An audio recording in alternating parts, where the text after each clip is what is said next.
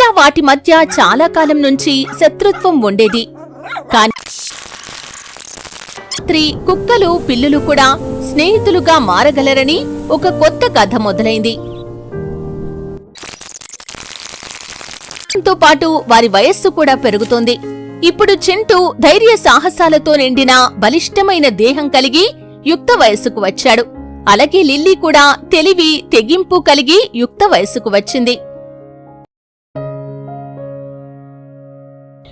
భైరవపురం గ్రామంలోని నగల వ్యాపారి మిస్టర్ భాస్కర్ ఒక అందమైన గొప్ప వజ్రాల హారాన్ని తయారు చేస్తాడు. ఆ హారంలోని వజ్రాలపై సూర్యకాంతి పడినప్పుడు అది మరింత అందంగా మిళమిళా మెరిసిపోతుంది.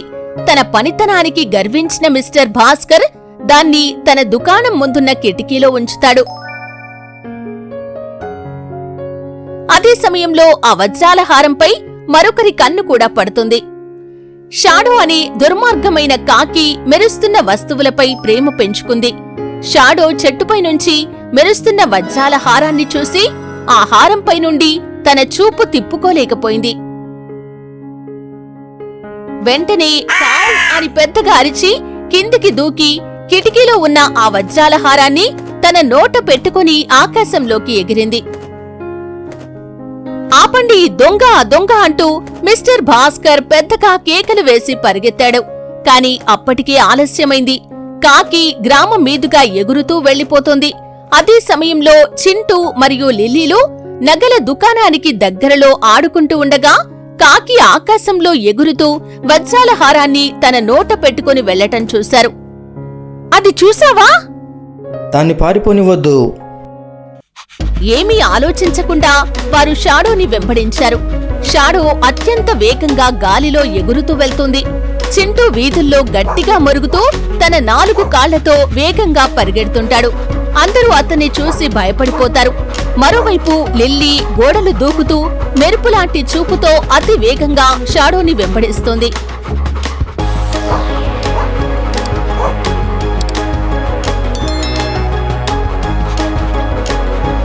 వేగంగా చింటూ! నేను ప్రయత్నిస్తున్నాను.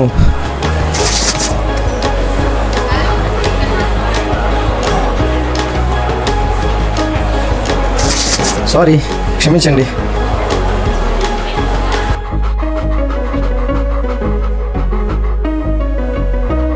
షాడో గాలిలో ఎగురుతూ చింటూ లిల్లీలను చూసి మరింత వేగంగా ఎగిరేందుకు ప్రయత్నిస్తుంది.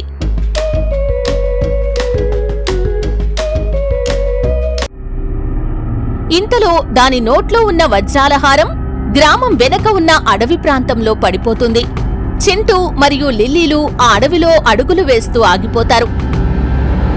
పడిపోయింది, ఇప్పుడు మనం అక్కడికి వెళ్ళాలి. అది అక్కడ చీకటిగా ఉందిగా.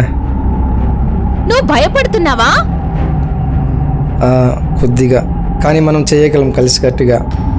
సరే, మనం ఆ హారాన్ని తిరిగి తెచ్చుకోవాలి.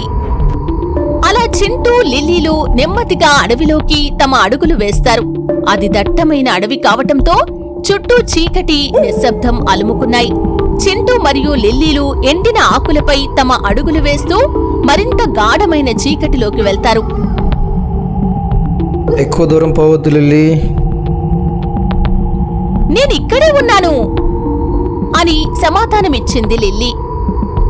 వారు కొంత దూరం వెళ్ళాక గాఢమైన ఆ చీకటిలో ఒక జ్వాలాతీతమైన కళ్ళ జంట కనిపించింది. అది ఆ గాఢ చీకటిని చీల్చుకుంటూ మూగ కోపంతో ఒక్కసారిగా తన దంతాలను బయటపెట్టి చింటూ మరియు లిల్లీల ముందుకు దూకింది. మీకు ఎంత ధైర్యం ఉంటే నా చోటికి వస్తారు? ఈ అడవి నాది. మీ చావు నా చేతిలోనే. అది విని చింటూ ముందుకు దూసుకెళ్లి తన పదునైన దంతాలను చూపిస్తూ ఇలా సమాధానమిచ్చాడు. మేం నీ దారికి అడ్డు రాలేదు. మాకు కావలసిన దానికోసం వెతుకుతున్నాం. మర్యాదగా మా దారికి అడ్డు తప్పుకో. అది విన్న ఆ నక్క లిల్లీ మీదకు దూకేందుకు ప్రయత్నించగా వెంటనే చింటూ ఒక్కసారిగా ముందుకు దూకి తన పదునైన గోర్లతో బలంగా దాని పొట్టను చీరుస్తుంది. ఆ దెబ్బకు నక్క అక్కడి నుంచి పారిపోతుంది. శభాష్ Chintu! It's okay lily. Chintu మరియు లిల్లీలు మరింత లోపలికి వెళ్ళగా అక్కడ లిల్లీకి పొదల మధ్య చిన్న కొమ్మపై వజ్రాల హారం వేలాడుతూ కనిపించింది. వెంటనే లిల్లీ ఆ వజ్రాల హారాన్ని తీసి చింటూకి చూపిస్తూ, చింటూ పద, మనం ఇక్కడి నుంచి బయటపడాలి సరే పద, మనం చీకటి పడేలోపు గ్రామాన్ని చేరుకోవాలి అని అనుకుంటూ పరిగెడతారు. వారు కొన్ని నిమిషాల వ్యవధిలో సాయంకాల చీకటి మొదలవ్వకముందే గ్రామాన్ని చేరుకుని ఆ వజ్రాల హారాన్ని మిస్టర్ భాస్కర్ కి అప్పగిస్తారు. అది చూసిన గ్రామస్తులు ఇవి మిగిలిన కుక్క పిల్లల కంటే భిన్నంగా కలిసిపోయి తమ సాహసాలతో ఒక మంచి పని చేశారు అని మెచ్చుకున్నారు. మిస్టర్ భాస్కర్ వారి సాహసాన్ని అభినందిస్తూ లిల్లీ మెడలో ఒక చిన్న బంగారు గంటను, అలాగే చింటూ మెడలో ఒక వెండి బిళ్లను బహుమతిగా వేస్తాడు. చింటూ, లిల్లీలు ఆ రాత్రి నక్షత్రాలతో నిండిన ఆకాశం వైపు చూస్తూ, సాహసంతో కూడిన పనులు చాలా ఆనందాన్ని ఇస్తాయి. మీరు సరైన స్నేహితుడితో ఉంటే ఏదైనా సాధ్యమే.